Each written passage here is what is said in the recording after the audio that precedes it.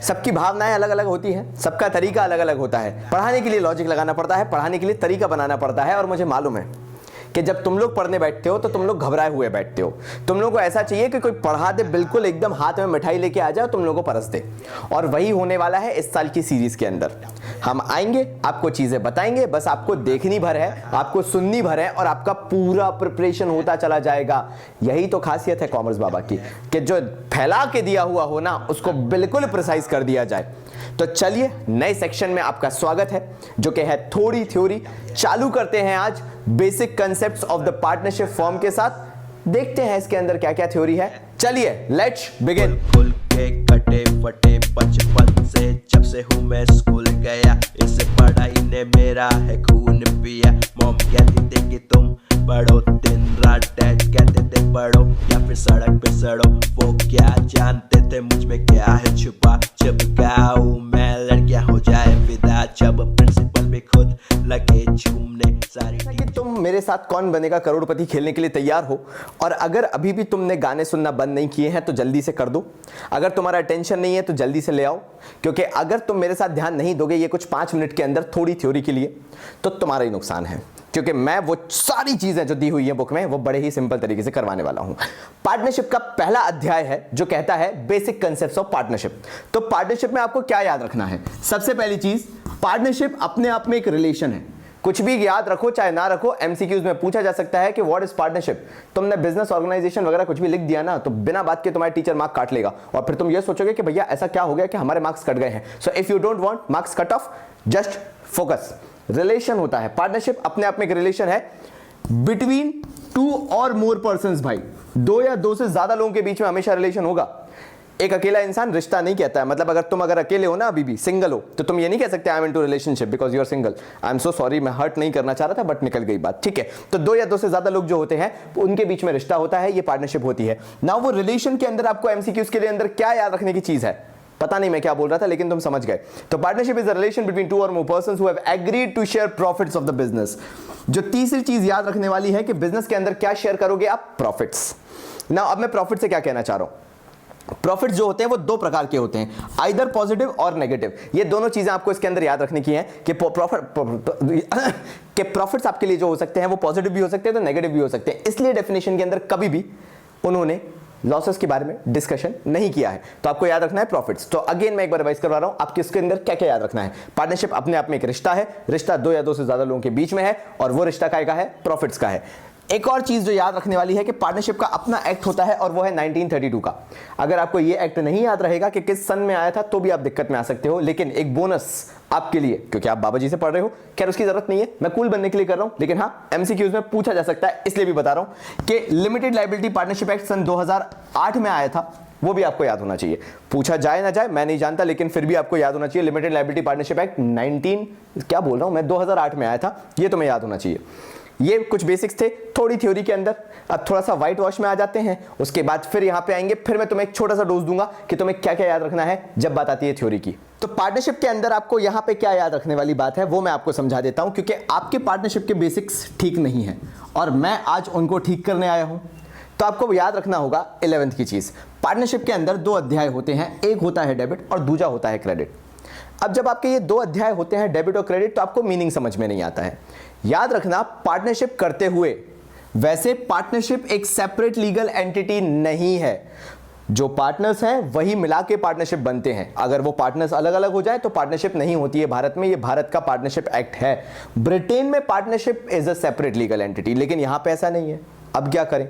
तो ध्यान से सुनिएगा, इसी पार्टनरशिप को स्ट्रॉन्ग करने के लिए किया क्या गया, उन्होंने सिर्फ बुक्स ऑफ अकाउंट्स बनाने के लिए, सिर्फ और सिर्फ क्या, बुक्स ऑफ अकाउंट्स मेंटेन करने के लिए बोल दिया कि पार्टनरशिप अलग है और इनके पार्टनर्स भाई अलग हैं।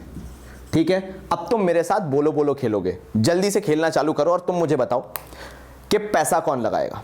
जी हां, बिल्कुल सही उत्तर दे रहे हैं आप, पैसा लगाएंगे पार्टनर्स। ठीक है भाई, जो तुम्हारा होता है ना वो तुम्हारा एसेट होता है। बात ध्यान से सुन लेना मेरी, फिर बाद में मत बोलना समझ में नहीं आया था। जो तुम्हारा वो तुम्हारा एसेट, और जो तुम्हारा नहीं वो तुम्हारे लिए लायबिलिटी, यानी हिंदी में बोला जाए तो उधारी। Whatever belongs to you is asset, whatever is not yours it's a liability on you. तुम्हारे ऊपर उधारी है, कभी ना कभी तुम्हें वापस लौटाना पड़ेगा भाई। ठीक है, ध्यान से सुन लिया। नाउ पैसा किसका? पार्टनर्स का। पार्टनर्स ये पैसा देंगे किसको? पार्टनरशिप को। तो यार तुम्हारा पैसा तो तुम्हारे लिए डेबिट है, क्योंकि मैं बता देता हूं एसेट का नेचर जनरली डेबिट होता है, यानी डेबिट मतलब प्लस हो जाता है एक तरीके से मान के चलो। तो अब ये प्लस अगर तुम याद नहीं भी रखो तो चलेगा, बस ये याद रखो कि एसेट का नेचर होता है डेबिट और लायबिलिटीज का नेचर या लायबिलिटी का नेचर होता है क्रेडिट। तो भाई पैसा किसका? पार्टनर्स का। ठीक है भाई, पैसा आया किसके पास? पार्टनरशिप फर्म के पास। यहां पे ये पार्टनरशिप क्या है? हमारी फर्म है, इनके पास पैसा आ गया, इनके लिए ये पैसा डेबिट, इनके लिए यही पैसा क्रेडिट। पार्टनर्स के लिए वही पैसा एसेट, लेकिन वही पार्टनरशिप के लिए पैसा लायबिलिटी, क्योंकि पार्टनर्स ने दिया किसको है? पार्टनरशिप फर्म को दिया है। तो ध्यान से सुनिएगा, पार्टनरशिप अपनी सारी लायबिलिटीज शो करेगा क्रेडिट साइड पे और पार्टनरशिप अपने सारे एसेट शो करेगा डेबिट साइड पे। ये तो बहुत जनरल सा आइडिया, क्योंकि मैंने आपको बताया डेबिट एसेट होते हैं और क्रेडिट लायबिलिटीज होती है। अब मैं पार्टनर्स की बात नहीं कर रहा, ये बात ध्यान से सुन लेना। अब मैं आ रहा हूं पार्टनरशिप के पर्सपेक्टिव से। पार्टनरशिप के पास जो भी कैपिटल होगी पार्टनर्स की, वेदर इट इज ए और बी और सी, जो भी हो मुझे फर्क नहीं पड़ता, पार्टनरशिप के पास जो भी कैपिटल होगी वो पार्टनरशिप फर्म के लिए लायबिलिटी होगी। क्यों? क्योंकि वो पैसा पार्टनरशिप फर्म का नहीं है। हाँ सही बोल रहे हो, बिल्कुल सही, बिल्कुल बिल्कुल। क्या बोला तुमने? हाँ, वो पैसा पार्टनर्स का है, तो पार्टनरशिप फर्म के लिए वो पैसा लायबिलिटी हो गई। लेकिन हाँ, अगर उस पैसे से पार्टनरशिप फर्म थोड़ा पैसा बचा के रखना चाहती है कैश, तो वो उसके लिए एसेट है। उससे मशीन खरीद ली तो भी वो उसके लिए एसेट है। अगर उससे बिल्डिंग भी खरीद ली तो भी उसके लिए एसेट है भाई। लेकिन पार्टनरशिप फर्म ये कभी नहीं भूल सकती है कि जो पैसा उसको मिला है वो हमेशा लायबिलिटी रहेगा, भले ही उसके इक्विवेलेंट उतने एसेट्स खरीद ले, खड़े कर ले, जो करना हो कर ले। तो मैं आपको एक और चीज बताता हूं, जिनको ये चीज समझ में नहीं आई है, अब आप ध्यान से एक सिनेरियो समझिएगा। आप अच्छे बड़े बच्चे हैं तो याद रखिएगा कि जो मैं आपके कान में भर रहा हूं वो आपके कान तक पहुंच जाना चाहिए, क्योंकि मैं आपके बना रहा हूं कंसेप्ट, है ना? ध्यान से सुनिएगा। तो भाई समझ लीजिए, पहले इसको गायब कर दे फिर समझ लीजिएगा। तो भाई तुम्हारा 12th का रिजल्ट आया, तुमने बोला पापा जी मुझे तो एक गाड़ी चाहिए। अब ये गाड़ी मैंने बहुत औसम बनाई है, तुम ऐसी गाड़ी याद रखना, ठीक है? तो यार ये गाड़ी जो है ये तुम्हें पापा से चाहिए थी भाई। तुमने पापा से बोल दिया भैया पापा मुझे तो चाहिए, मैं 12th में लेके आया हूं 1001%, तो अब ये गाड़ी तुम्हें चाहिए। पापा ने कहा बेटा पैसा तो नहीं है, तो पिताजी गए बैंक में और बैंक से लिया एक लोन। ठीक है भाई, मैं तुम्हारे कंसेप्ट बना रहा हूं जैसे कि अपनी बात हुई थी। ये लोन लेके आ गए और इससे आपने कार उठा ली, ये आपकी कार हो गई।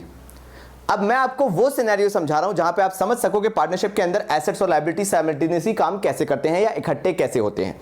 जब आप बैंक से लोन लेके आए तो पापा के ऊपर एक चीज चढ़ गई जिसको नाम दिया लायबिलिटी, मतलब पिताजी को ये लायबिलिटी जो है वो पे ऑफ करनी है, इतना पैसा उन्हें पे ऑफ करना है। लेकिन एट द सेम टाइम वो जो लायबिलिटी के थ्रू पापा को लोन के थ्रू जो पैसा मिला, पिताजी उससे अपनी मनचाही कार खरीद सकते हैं। मतलब बैंक वालों ने कनपट्टी पे बंदूक रख के ये नहीं बोला कि भैया तुमने हमसे पैसा लिया है तो तुम यही कार खरीदोगे, आप जो चाहे जैसी चाहे वैसी कार खरीद सकते हो। तो एट द सेम टाइम हुआ क्या, आप जो बैंक से लोन लेकर आए वो आपके ऊपर लायबिलिटी है, वो आपके ऊपर उधारी है, क्योंकि वो पैसा आपको फ्यूचर में रिटर्न करना है। But at the same time वही पैसा आपके लिए एसेट भी है, क्योंकि आप उस पैसे को जैसे भी चाहो यूज कर सकते हो, जो भी कार चाहो वो खरीद सकते हो। That is the beauty of accountancy. यहां पे भी मैंने यही तो बोला कि पार्टनर से जो पैसा लिया गया वो एक लायबिलिटी है। और लायबिलिटी क्यों है? क्योंकि पार्टनरशिप फर्म को वो पैसा वापस करना है, इसलिए पार्टनरशिप फर्म ने वो जो कैपिटल पार्टनर से उठाई उसको लायबिलिटी दिखाया। But at the same time वो पैसा आपके लिए एसेट भी है। और एसेट क्यों है, मतलब मैं पार्टनरशिप फर्म की बात कर रहा हूं, यहां पे क्लियर है ना कि वो पैसा पार्टनरशिप फर्म के लिए एसेट क्यों है? क्योंकि पार्टनरशिप फर्म उस कैश को जैसे चाहे यूज कर सकती है, मशीन खरीदे, बिल्डिंग खरीदे, प्लांट खरीदे, लैंड खरीदे, जो खरीदना खरीदे, क्योंकि वो कैश पार्टनरशिप फर्म के अंदर आ चुका है। हाँ, उन्हें रीपे करना होगा इसलिए लायबिलिटी भी है, हाँ क्योंकि वो खुद से यूज कर सकते हैं इसलिए वो कैश एसेट भी है।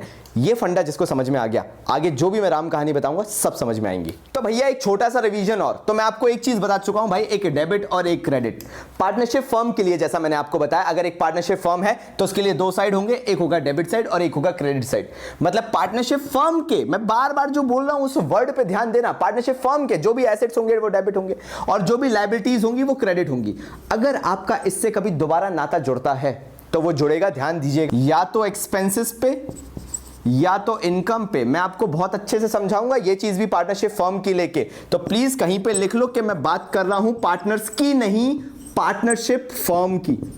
अगर आपने ये चीज लिख ली है तो आप ये चीज बड़े ध्यान से समझ पाओगे। तो मेरी बात ध्यान से सुनो, अगर पार्टनरशिप फर्म की अगर इनकम होती है तो मेरे को ध्यान से बताना पैसा किसने लगाया था, सच्चे दिल से बताना, दिल पे हाथ रख लो, कसम खाओ, और उसके बाद बताओ कि पैसा किसने लगाया था। पार्टनर्स ने लगाया था, सही बात है।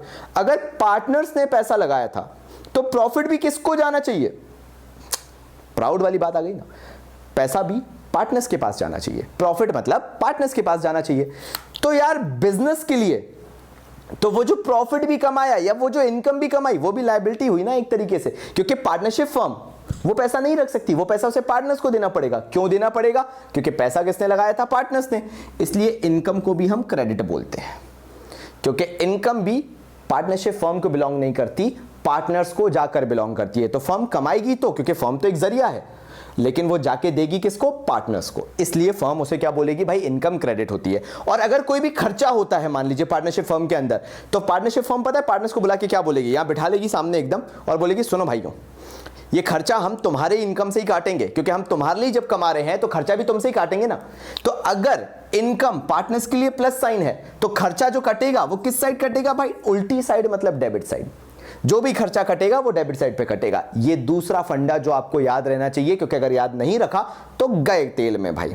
नहीं याद रखा तो बोल रहा हूं, वरना तो तुम हो ही awesome. Yeah, I'm a rapper in the house. Yeah.